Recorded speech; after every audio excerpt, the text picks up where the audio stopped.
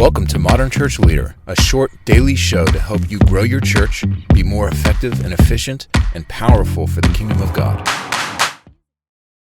Hey, Dean Sweetman coming to you again for Modern Church Leader.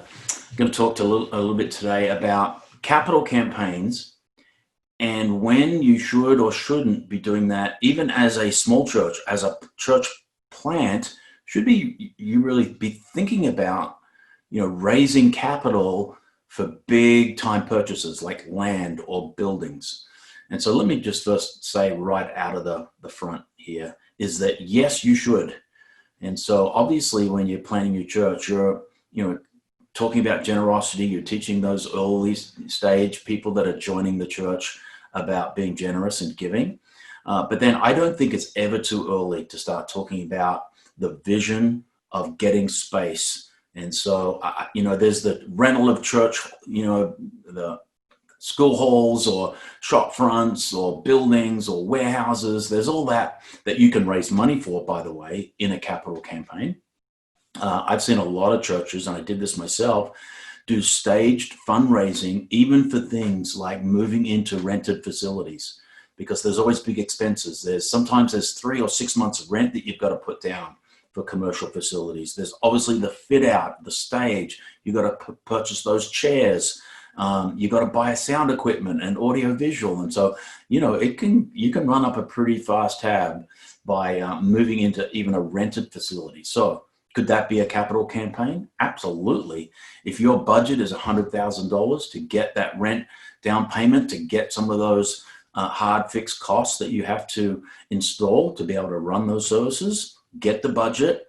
And with all capital campaigns, you should always count the cost and then explain and tell people the cost. Where's the money going? This is how much we want to raise. We want to raise $100,000. There's $40,000 that are going to go to buying chairs. There's $30,000 that's getting audio visual equipment. It's great for people to understand and know how much things cost. Because sometimes if you don't know, you just think, oh, this stuff's not expensive and someone's got the money. No one's got the money, you have the money.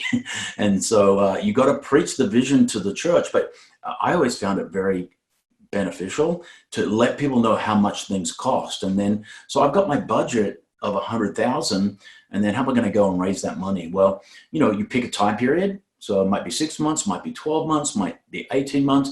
Typically, if you're bringing in about $100,000 in general tithe and offering, you can raise that amount again in a 12 to 18 month span. That's rule of thumb. And so I would set a date and a start and a launch and have a dinner and get people excited and present the vision and have a bunch of slides and really say, hey, we're going to raise this money for the chairs. We're going to do this, is our audio visual package. Here are the things. We want to do some marketing. We want to do some Facebook marketing. We want to do some Google AdWords in our community, targeted to people who don't go to church.